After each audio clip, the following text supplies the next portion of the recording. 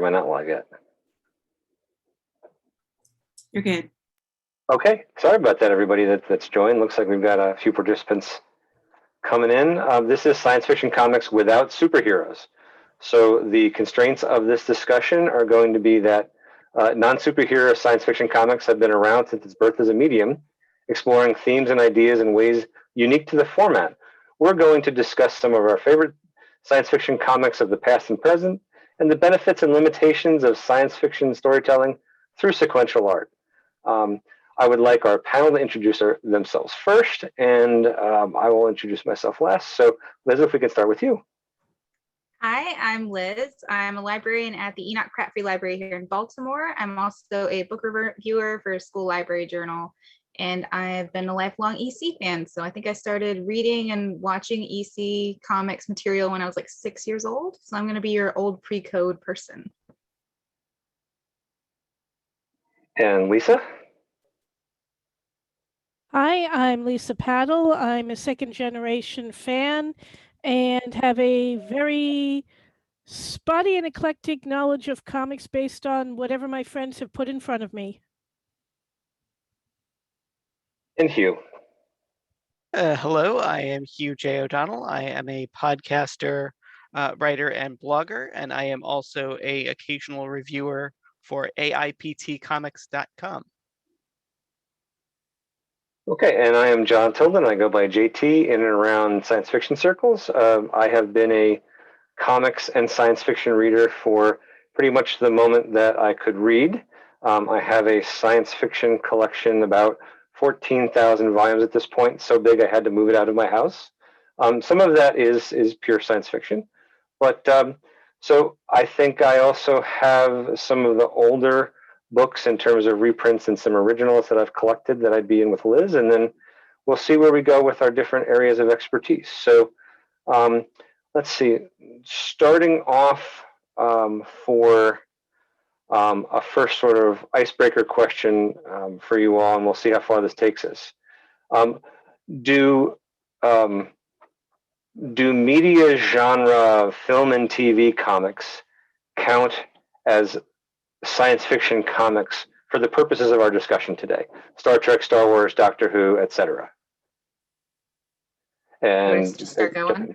Jump in, Yeah, yep. I'll go first. And why or why not, Liz? I'm in my Starfleet uniform, so obviously I'm biased. I'm going to say yes, because I think there are bridges, and not just with science fiction, but also with fantasy. There are bridges between like the end of like a media's presence, like on television or on screen, like in the theaters. And that bridge is a whole other space of story that was created. Like a good example would be like Star Wars' Legends, or like the extra stuff after Buffy the Vampire Slayer and the Avatar stuff. Like, so there are really good bridges after media ends that you still want more. I'm not going to step on anybody else's extra toes outside that, but also Twilight Zone has really great comics. And some of the older ones are really good in a bad way, like in a really bad way. They're terrible to read. But I think they have those highlights of science fiction that you enjoy. They feel kind of pulpy. They explore different areas. They kind of have like morality stuff, but that's my thing, like Just Desserts. So like the morality aspect's really exciting to me. And that's still present even with like those popular TV characters. Okay, Liz is in. Lisa, how about you? In or out? Oh, definitely in. I'm a Buckaroo Banzai fan, and the only other, there's fan scenes, there's the movie, and there's comics irregularly coming out that I have to hunt down. And if I didn't count those, I wouldn't have my Buckaroo Banzai fix. All right, Hugh, in or out? I definitely think I'm in. I think we've definitely reached a stage that we're seeing a lot of those cross-pollination through comics, books, sci-fi TV, prestige TV format, now that we're moving on to like streaming services. But it is something that goes back all the way to stuff like Alien and Predator books back in like the 90s and the 80s. So it's a proud tradition. And I'd go even further and say comics help keep Doctor Who alive. So, and created and did things that, could have ended up canon.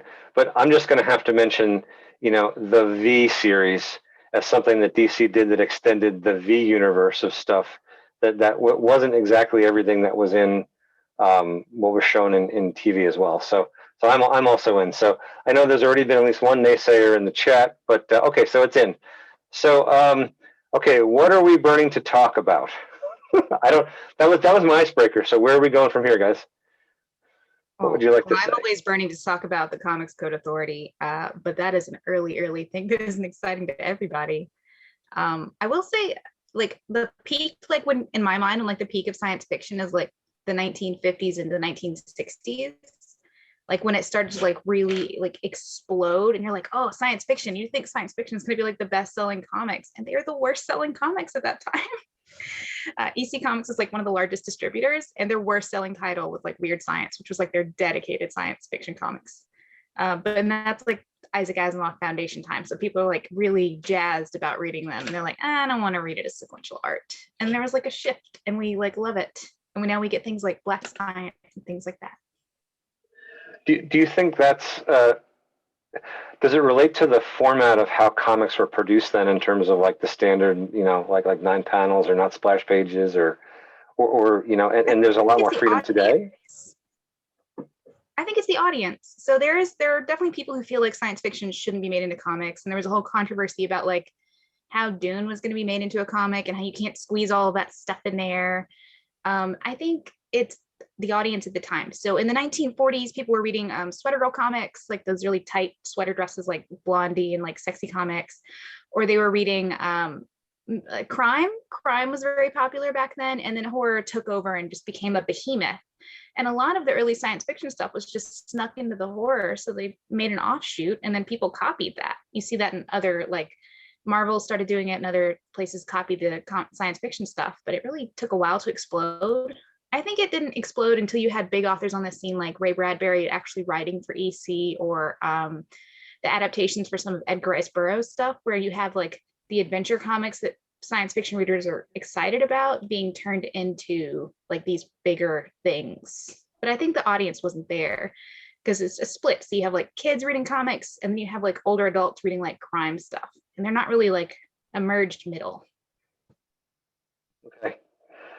You make me feel old in terms of how you talk about those things. I know Lisa and Hugh are more in some of the newer, but like I grew up with things like this that were adaptations that were done from like Golden Key and Whitman and those things that were actually adaptations of science fiction stories. And I think that was they were cheap to do that, because you didn't have to involve the author. You just paid them the rights and then got somebody to do the art. That's only if you got caught. Because EC often would steal people's works, and then if they got caught, they would pay them. They famously did that with Ray Bradbury and a couple other authors. But yeah, they would plus a charge. Borrow and steal. Yeah, the polite thing to do would be to include them, and they did after. But yeah, I think those popular authors really helped. So Hugh, what was your introduction into science fiction comics then? What was the first one that really caught your eye? Well, honestly, my comics journey started more when I was in high school, and I was reading a lot of manga and sort of indie Vertigo kind of stuff. So it's more things like Akira and Ghost in the Shell is where I started seeing like sci-fi comics. Yeah. Lisa, what about you? What was your gateway? I think probably where I started was the tiny paperback-sized Fantastic Four on my father's bookshelf, and the X-Men comics one of my friends put in front of me. I'm trying to remember what the first ElfQuest maybe, because depending on how you look at it, it is science fiction from a certain point of view. And comic book adaptations of Lovecraft, of all people. Wow, where were they? What company did them? The Lovecraft ones? Hang on, I've got something on my shelf for them, or at least I did. There's a couple. Yeah, the problem is we got new shelves, and so I moved everything, and now I can't find it. That's fine. I'm just curious. If we think about it later, we can talk about it in Discord, right? Good one. This is a newer one. It's not one of the old ones, but the older ones, yeah, I remember they had like the stories from the deep. This is Gotanabe. I think this is volume 1. H.P. Lovecraft, The Hound and Other Stories. And he has 2 of these. But this is a newer adaptation, and they have older ones that are really great. We have some at the library. It didn't fall into Classics Illustrated, but I do know the ones you're talking about. Yeah, there's like one company that does graphic novelizations. There's one for Charles Dexter Ward. There's one for a lot of the Yellow King stories. Well, that's Chambers, not Lovecraft. But again, I think it's what you said, Liz. The audience is there now.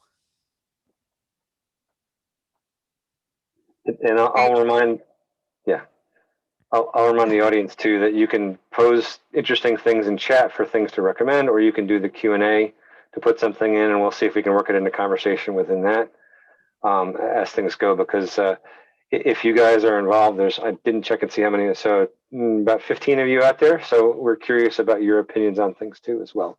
So already we've kind of brought up adaptations of things, and I certainly brought up the Star Streams and the like that were key to me, and it was my gateway to some of the older science fiction stories in the first place. But so that real distinction between, I'll say, brand new science fiction in comics versus those adaptations. So Yeah. there's always going to be that market for adaptation. So I'm a huge Robert Heinlein fan, and in the last few years there have been graphic novel adaptations for a couple of his novels, aimed towards more of the juveniles, and that's the aim is trying to make it more relevant for a new era.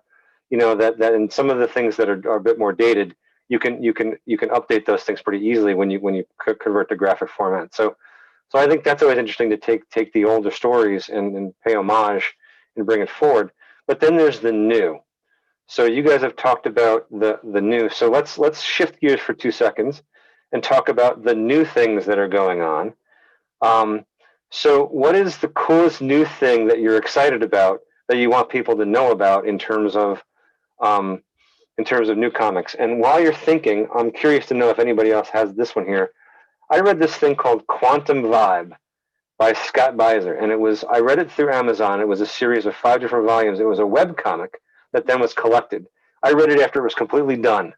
So again, it's called Quantum Vibe. And this thing, it just enthralled me. And I ended up reading it in the space of about a week and a half, or the 5 volumes as I had the time. So from a new thing, Quantum Vibe, I'm gonna throw that one out there for me. That was like the newest thing that I'm excited to share with you guys. So everybody give me something that you're excited to share about that's new and exciting for you. I mentioned this earlier, but it's going to be Remina. I'm a huge Junji Ito fan, and he does a good blend of science fiction and horror, and this is one of his newest books. It's excellent, especially for fans of like psychological. It's incredible. This is for quality reads, so like something you want to read and you're like, wow, that was a good read. Now if you're looking for something pulpy, highly recommend literally everything they're doing with the aliens and the predators right now. Like, it's wild. They have an Archie crossover. It's hilarious. Wow. How about you, Lisa, then? Do you have anything to recommend? Well, I'm seconding Saga and Girl Genius. I am a huge Girl Genius fan. Mm-hmm. It's not new, but when I finally sat down and read some of it, Schlock Mercenary blew my mind. For some of the newer stuff, I've backed a Kickstarter for Carbon and Silicon and Shangri-La. I'm going to post that link into the chat. Basically, I have no idea what they're going to be like, but they sounded really cool. So that is so new, it's not even out yet. Okay, and Hugh. Okay, so you're killing me, making me choose just one. But I am going to recommend. Let's see if it'll pop in to my screen. Crowded written by Christopher Sabella and drawn by Rostein and Ted Brandt, which is near future cyberpunk dystopia about a future where the gig economy and apps have taken over.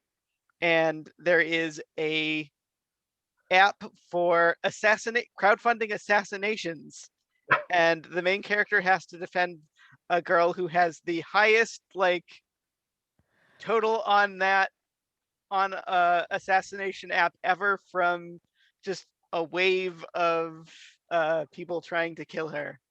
Was that called Crowded, Hugh? Yes, it's Crowded.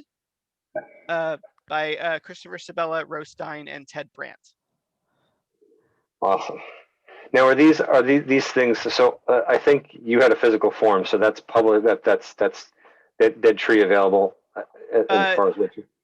The first 2 volumes are available digitally and in print or in trade paperback. The 3rd volume is coming out as a graphic novel this fall.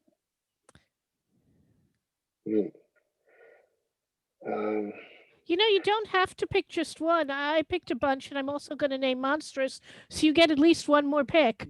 Yeah, that's true. I cheated. I picked 2. That's true. Okay. All right. So Okay. Hugh, your second fave. My second favorite is We Only Find Them When They're Dead, which is out through Boom, and that's by Al Ewing and Simone DeMeo, which is a crime novel about whaling in space. Wow. Weirder than that. So good. Ooh. Wow. So good. Yes, that one. That's getting some feedback in chat too, so that's awesome. So it has absolutely beautiful art. Like, it could not exist in another format.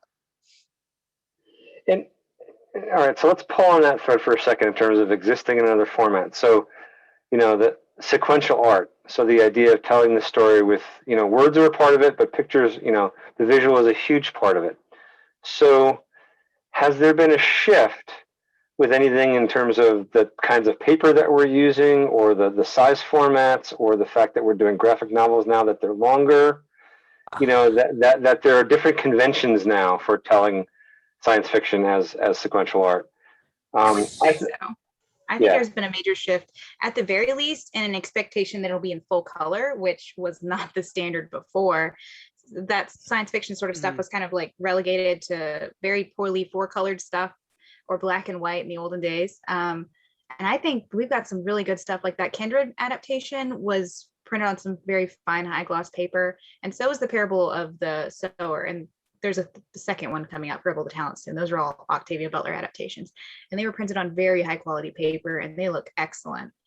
That's not the case for all of them. These are actually very poorly printed, but the reprints, the new stuff that we get in at the library, and even in the ARCs, they're very high quality. Mm-hmm.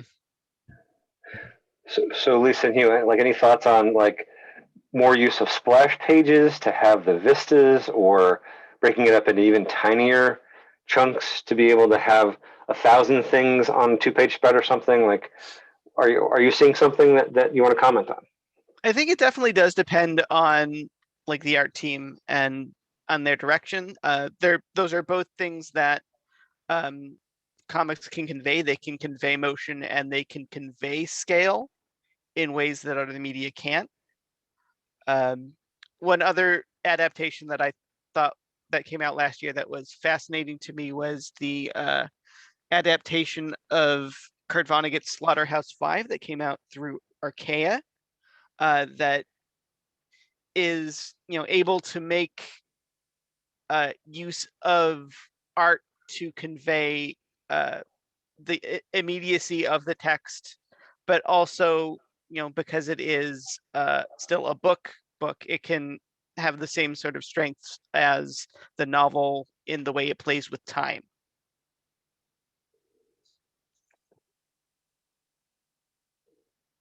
Yeah, for me, it's so when you've got a story, how you tell it is going to shape the story, obviously. And if you translate it from one media to another, it's just that, a translation. The same is true with book to movie, movie to book, either to comic book, and vice versa. There are things comics do that you can't do the same way when you're doing just print. For example, there's a sequence in Grendel, an old issue of the comic Grendel, where you've got a panel showing the action from the past that someone is writing a book about, the book dialogue on the bottom that he is writing in the book, and his notes for the book on top. And that is like perfect for something comics does that other media don't necessarily do as well, which is not to say you couldn't get the same effect. You just get it differently. Another thing that I've seen is web comics taking advantage of the fact that you can animate the comic. Unicorn Jelly, There's one scene that I did not realize how amazing it was until I shifted to the screen. On the page, it looks like, okay, there's some kind of waterfall thingy going on.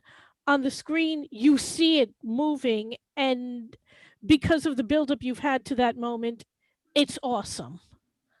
So there's always going to be new things, but there's also going to be a degree of which each generation is going to think it invented comics.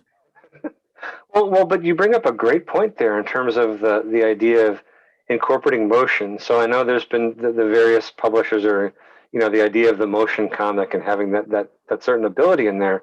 But then we get into that existential question. Well, then is it a comic? Is it sequential art if you bring in motion to it? And that's a valid question. I don't know how much I like it. I've done motion comics and I don't really like them.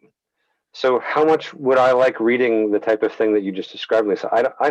I don't know. I'm use it as punctuation in Unicorn Jelly, so it's used very sparingly. But if it were used more frequently, I don't know. Yeah, I think that's something that's nice as a little cherry on top. Maybe not so nice as something that's like constant. It can be slightly distracting. I was typing, and I think I'll just say it instead. This isn't a science fiction comic, but it is a science comic that I think a lot of us probably read. XKCD. Yes. They don't use the animation, but they do put sneaky things on the page. It's like as like a feature of the HTML that it wouldn't feel the same in like a paper book. So like those little cursor things where it has like a sneaky message or something like that. That wouldn't feel the same as a book. Like I've read the physical books and they're just not as exciting. Like his What If book is it's not as thrilling. Yeah, they do occasionally use, but they almost always. He's done a lot of clever things with his format over the years. Yeah. And I'll say, just as representing the mostest old guard, that I've had a hard time converting and looking at digital for. Well, I mean, as a big collector, moving over and not having that thing in front of me, and the smell, and to be able to have the 2-page spread in front. I mean, I went out and I have a bigger laptop, and I can, wear a screen where I can have the spread in front of me. But then I also wonder, how long will that digital thing be mine? Whereas I know the comics that I have are mine, and the ability to continue to read it over the decades. I've been in libraries of people that have first edition books from, the very early days of Shasta Press and things like that, and it's amazing to be able to do that. Hopefully, I mean, Liz, as a librarian, I guess you're really involved in this. Like, how do you preserve the medium so it's available, to be able to have that? I think that's a question too. But for me, I'm still mixed on digital going forward because I want it preserved. I've got a slightly different perspective on digital because I read everything. So I do have ridiculous long boxes, and I have collected formats, obviously, and individual graphics. But for me, the computer is different because I serve patrons with like visual impairment. So not necessarily full blindness, but patrons who have different visual needs. And the comics that you can get on the computer, particularly like Hoopla comics, the ability to just zoom in is just phenomenal. And there are readers who would never have been able to access these comics otherwise. That's not to say that digital degradation doesn't happen, though. If you've ever seen the digital collective for like the Ghostbuster comics, yikes, it has degraded terribly. The official like the copyrighted file that they have on Overdrive is in terrible condition. It has just been eaten away. You can see the little bits in it. Wow, and that's not, they haven't done the work to clean it up, and they didn't preserve it early enough. It's like with when music went, and you have the whole idea of the original audio recordings, and now everything is digital, and they know how to do it right. Hopefully, I think it's in the same thing. The places have the libraries, and there's lots of collectors out there doing scans and trying to get the best improved scan to preserve the history part of it. But then, like, well, what are you putting it in? Do you have a reader that can use that in the future as well? That's a field, that's a tech question way more than it is a science fiction, but it feels right because. Hey, as somebody who lost some files because they were on a 5 1/4-inch floppy, and I did not have a computer capable of reading a 5 1/4-inch floppy, I feel you. Yes. Yep, and the chat's put, Christopher put in, I think it's Christopher, I'm sorry, cut off, but, the idea of piracy. How do you preserve the idea that something, that creators get their rights, and then is there a secondary market for collectibles or not on it? Within that you just don't one person buys it and it gets shared 1,000 times or more. Yeah. I mean, the other thing is what you were saying. How do I know my digital collection will stay? I'm very twitchy about books I cannot jailbreak, because what if one day Amazon decides, no, we're changing the rules and taking all your books away? What if my Barnes and Noble's books, the same thing? This makes me twitchy, but that's a separate issue. Girl Genius, for example, updates 3 times a week. And my husband and I do dramatic readings every time it updates. And if you're at our house, we will draft you into those dramatic readings. And we buy every single book as it comes out. So both. Yes, I will say that on the one hand, you are sort of at the mercy of a corporate oligarch, but by the same token, I lost my tablet, and when I got a new tablet, I was able to get right in and still have all the books that I had in Comixology. Just because they're in the cloud, I could re-download them to the new device, and it was easy peasy. Yeah. So there are drawbacks and benefits. I think also the DC and Marvel have allowed, this is obviously, we're not going to talk about them specifically, but they have their own digital collections that people can access now, and you can have like a subscription model. Mixed feelings about that, of course, as a librarian, but there is like some way to like secure your collection. And also there's an ongoing discussion at the Library of Congress about like how you preserve material and how we'll be able to access it in the future, because they have a huge comics collection there that they want to preserve for future generations, and they have to think about like digitally how that's accessible, and obviously physically most of it isn't accessible. Right. I'll say that I'm treading in both worlds. I'm reading from the online subscription libraries the stuff that I might not have picked up from my pull box, that sort of stuff, but that is a really good way. And I'll throw in my second thing, because I only gave out one for new stuff. I backed a Kickstarter for this thing called Planetside Anthology by a person named Thea Ferrara. And it struck me as I was prepping for this that it had been delivered to me digitally, when I had backed it, because it was at like $7 or something. And I'm like, well, I'll try something new, science fiction, great. Somebody had said, hey, have you seen this? And it's good. I've read about half of it because I had forgotten about it until I was prepping for this panel. And I went, and it's a PDF, and it was like, great. And I supported 15 people that had, multi-page stories, one to multi-page stories.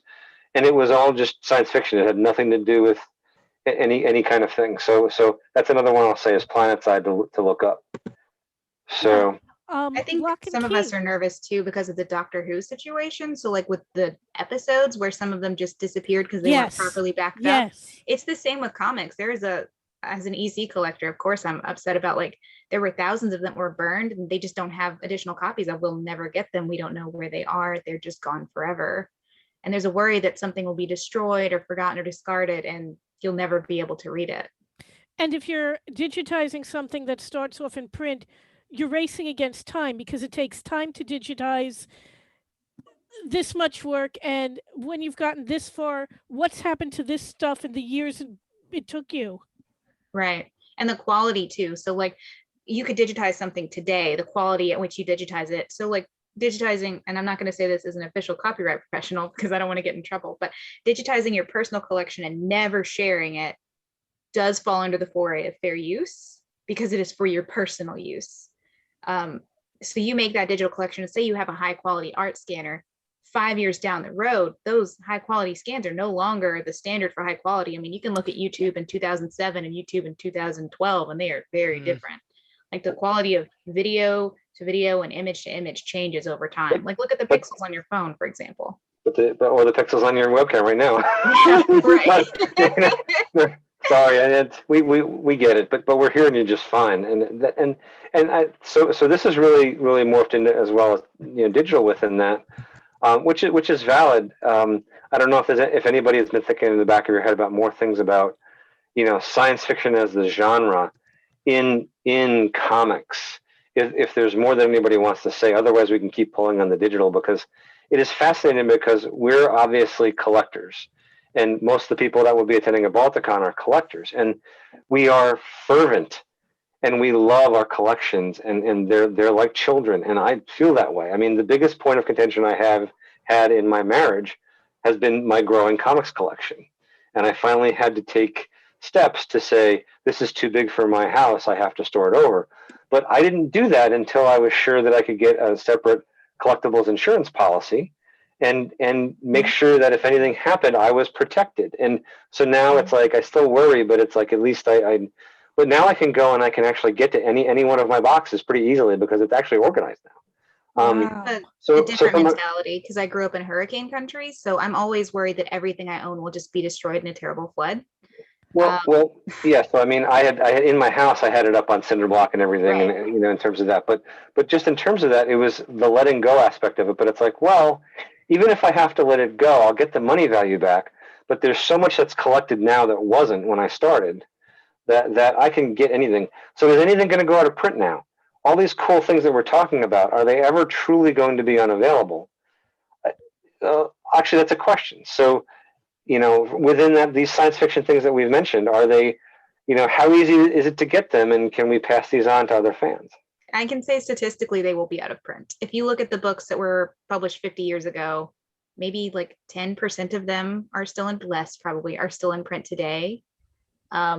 Probably 50 years from now, the books that we have on our shelves will not be in print, and probably some people will be looking for them, but the vast majority that are now would not. Well, I want to ask what in print means, though, because people are saying accessible, I'm sorry, I mean the literal version of in print. So I don't mean like something you can find at a trade show. Like I found a copy of like Peter S. Beagle's The Last Unicorn, the first version, which was at the time out of print, but a small press had printed it. I mean, there are books that have intellectual properties tied to them, like this Alien versus Predator, but you're not going to be able to find that in 50 years. It's an intellectual property that's tied to a big corporation. It's going to be out of print, and no one's going to be looking for it. So from the legalities, in terms of digital, we don't really know. Because we do have a lot of small presses who are trying to sort of make their mark in digital, but while everything can be held up today, we don't know how much server space those files are taking and how long distributors are going to want to keep them up. And even on services like Marvel Unlimited, which you said you're using, stuff goes up and down from there all the time at Marvel's whim. So we don't know what's going to be. It's too early to say what's going to be there or how long something is going to stay in digital print. I should have clarified. I meant format. In physical paperback. We got a good question in the chat, which gets us back into sort of science fiction. Does Watchmen count as science fiction? Yes. Firmly superhero. So it's superhero, but it is science fiction. I mean, it's both. Yeah. It's sort of another thing that Moore worked on was Swamp Thing, and that definitely falls into like ecological science fiction. But Swamp Thing is like he's like he's like an anti-hero, but he still falls in the hero range. So like, nah, not today. Depends on who's writing him. Okay, so so Liz is a no. I think I'll say it's got aspects. Yeah, okay. I just don't think it's for the discussion today. Okay. Yeah, I think it's science fiction, but as our discussion is without it falls definitely in the sort of the distillation and discussion of the superhero. Yeah. So people are pushing back, but I'll split the difference and say, well, look, it definitely had the science fiction aspects, but come on, guys, it was about the Mystery Men. It was about superheroes. So it was. Yeah, it's about totally the concept of a superhero. Yeah. So it is science fiction, but it's not a science fiction without superheroes. Yeah, it's alternate history, but it's got superheroes. That's part of the alternate history. And I saw someone commenting about the Swamp Thing. Yeah, I also wouldn't dwell heavily on that because it's got the other DC characters in it, like Batman shows up in that comic. But you know, interestingly enough, like characters that Swamp Thing is based off of, like Creature from the Black Lagoon, those comics probably would be fair game. Yeah, I felt like I wanted to bring up Captain Comet, just because I grew up reading him. But I think he was more of a superhero because of how he came through. But it was science fiction. It was like, and then you talk about Adam Strange. It's like, no, they're superheroes. So, but I mentioned them anyway. Look, I cheated. There's a good big character. Tank Girl is a big character who's not a superhero. She's just like a regular terrible punk girl. And she does it's like a, I don't know, dystopic. That's a good example of like a big character that is not like a hero. in like a science fiction setting, and also with kangaroo people. Or Frey, Joss Whedon's Frey, the future Buffy, right? Brian Talbot's Grenville series. Basically, the idea is you've got these anthropomorphic animals, but you've also got humans around. They're the underclass. And at one point in one of the volumes, there's this potential heresy going around that Christ may have been human. Yeah, Thomas mentioned Judge Dredd in the chat, and I think for the length of time that Judge Dredd has been around, I think Judge Dredd needed a shout out. And I don't know, is he a superhero? It's his job, so I don't know if he's a I think that you can't be like an actual police person and be a superhero. You have I think that a superhero has to be altruistic, and they have to be separate from that level of establishment. What about top 10? Yeah, that had been mentioned in the chat, I think. Or no, actually, in one of the questions. Yeah, Danny had mentioned that as a question. So what about top 10? I mean, everybody is a superhero, or at least everybody has superpowers in that world. The cops definitionally are supers. This is like, I think Superman's on Krypton. Is it still a superhero story? That's when we're looking at more and more interested in sort of digging into what these sort of concepts mean. Yeah. So his work is about superheroes because he's examining it from different lenses. Yeah. It's like, what if I take a superhero and push it this way? And what if I take a superhero and push it that way? Like, how long do I pull this mold until it breaks? Can I poke something in here that's a little off topic? One of the best-selling, I don't know if you guys read them, but I'm a children's librarian in my daytime. One of the best-selling science fiction comics is Pokemon. Are you all into low science fiction? Because I wasn't sure if this was going to come up. But wait, did you just say low science fiction? That's what they call it. No. Soft science fiction. I would agree with you, but on the back of the books it says low. I haven't ever heard that. I'm it's offended. Sort of mean. I think it's. I wonder if that's a translation thing. It's because it's marketed toward children. I think it's sort of a denigrative thing. Why are children? So I say I rule it in. Talk about it. Yes. Okay. So the comics, forget the television show, which sort of kind of glosses over the science fiction aspects. The comics really dig there's an actual biome inside each Pokeball, and there's a whole ecological aspect to it, and the games have explored that better. But it's really interesting from a biological science fiction perspective, because I think oftentimes we're space and aliens, and then we forget the home planet. Wow, you're blowing people's minds in the chat. So that's. I think this is common. This is the kids at the library are just do you have this Pokemon? And they have one for every game. Every game has a manga series. So I want to see a Pokemon version of Annihilation. Oh my goodness! So if science fiction is meant to inspire and the next generation and get people interested in science and the STEM and all that, so what are the science fiction comics out there then that are low science fiction that are meant for that kid that you can give your niece or nephew and say, here? There's a really good new one. This is. I think it's borderline. I think it's going to fall into fantasy. It's called Hex Vet, but it's about children who are growing up to be veterinary technicians. That's the thing they're doing, but with strange creatures. That's a good Hex Vet. Yes, it's a graphic novel series for children. And I'm thinking of the future, but that's a really good series that's still new and still coming out. Wonderful. Anybody else know of anything? I'm trying to think because I'm not gearing to that age. I don't have grandkids yet or anything, and mine are all older, so I don't know what I came across a series last year that was written by Delilah Dawson with art by Francesco Gaston called Star Pig, which is about a kid who has a space adventure with a giant super intelligent tardigrade. And that was very cute. Yeah. There's also, speaking of space, there's Stella and Tallulah in space. They have it's like Xenon. It's like Xenon, but a children's graphic novel, and there's 2 of them now. Somebody Wow. mentioned Lumberjanes in the chat. That's really good. It has like fantasy and science fiction elements. It's really strange and it's really good. And also LGBTQ friendly. Yes, always look good there. All right. Well, so panel, has there been anything that I said, hey, maybe we can go into these areas or not that we haven't covered yet? And any new, we got time for maybe one more tangential explanation of something before we have to wrap up. Pull it out, guys. Come on. I'm giving you a microphone. It's open. Ooh, Oh, I'm Lisa. looking in the chat. Like Die is a really interesting book that I think is technically science fiction. Like it's kind of more dark fantasy, but it skirts the line. It's got a lot of stuff going on. I'm going to have to go back and save this chat. Cool. I love the dark stuff, so that's all for me. Also, I love horror science fiction. I feel like that's on the rise.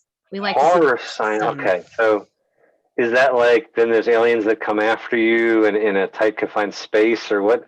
Oh, horror is like the broad. So like yeah, like space horror is definitely like a great kind of science fiction, but there's also like Uzumaki is a good one. It's like a weird psychological horror, and it also has like time portals and crazy stuff.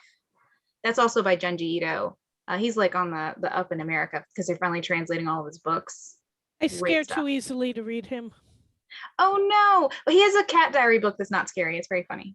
Oh, okay, I can do It's about his cats. 2 cats. Yeah, And so all of his other stuff is horrifying.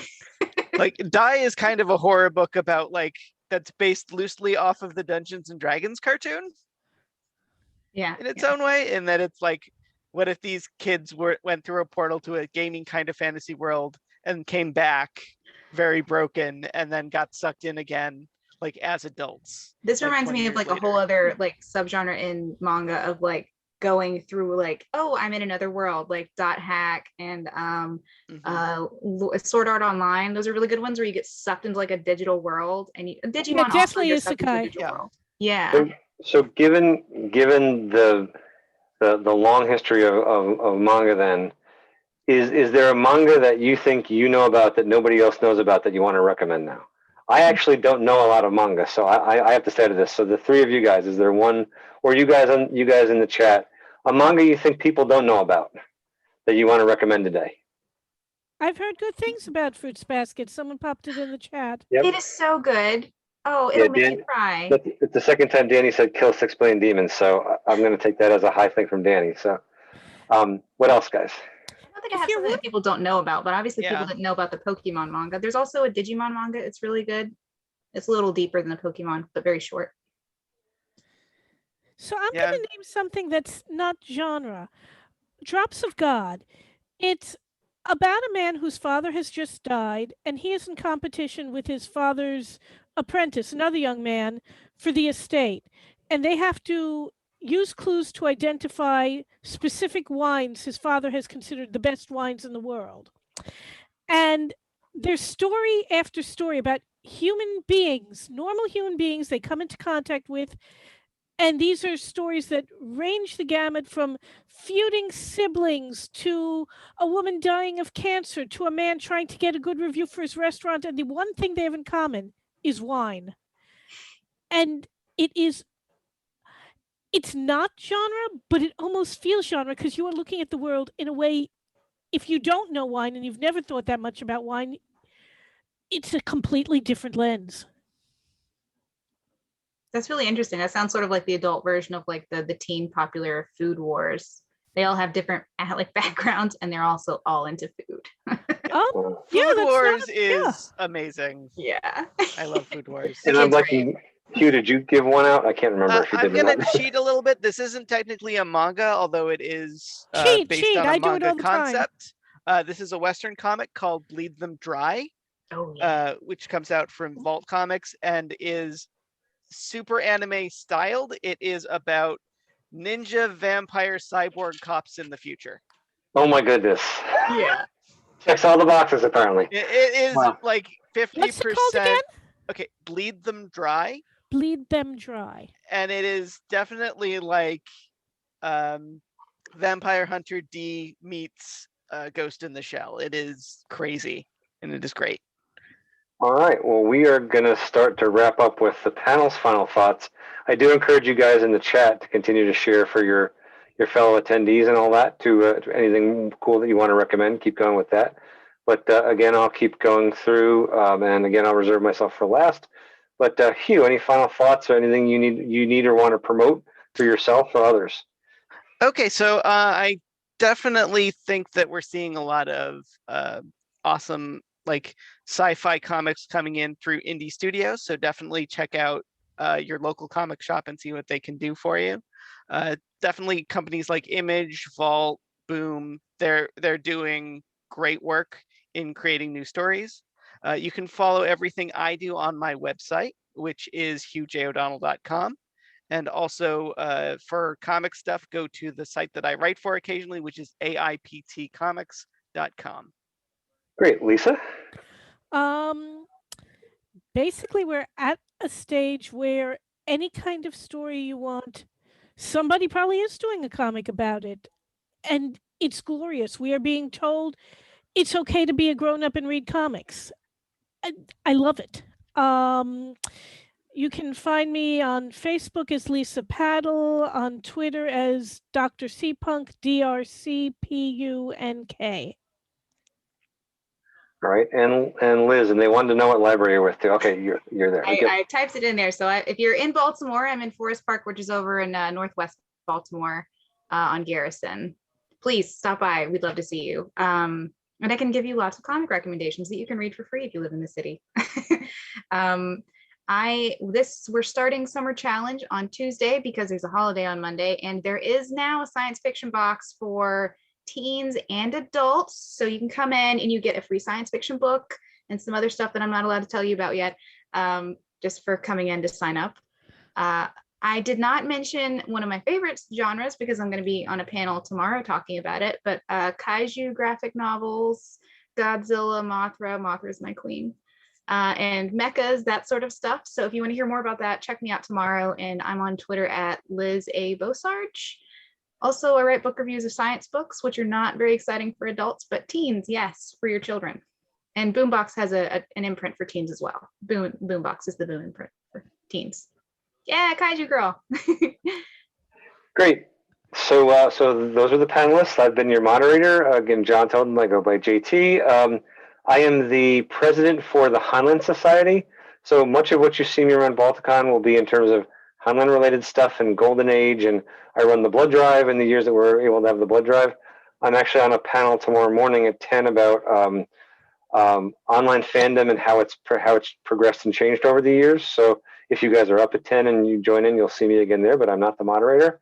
I will say in terms of the Heinlein Society, the Heinlein Prize Trust has published two comic books, two graphic novel collections via IDW for Have Space Will Travel and Citizen of the Galaxy. And I think they're great. So I encourage you guys to give them out to the young children in your lives because they've made them relevant for now. And when we get back to in-person Balticon, the Heinlein Society table will have a comic book that's a biography of Heinlein's life that we will be able to give away that was done through his estate as a giveaway, and we have a box of them. So next year, hopefully, look for that and stop by, and you can have a Heinlein biography within that. And with that, we're wrapping up just about on time. And I think I want to thank the, what did we end up having, around 15 or 16 people in the audience and our panelists, because this was a lot of fun for me. Phew, it's done. But, you know, you guys were great. I'd be on a panel with you any day. And if you want to talk comics or Golden Age, come find us. And actually, we're going to move over into the Discord, if you guys remember or not. So if there's other questions or you want to have another 5 minutes of chat or not, please see us there. And I think that lets our lovely tech help Courtney see us out. So thanks, guys. Have a great con. Thank you. Thanks.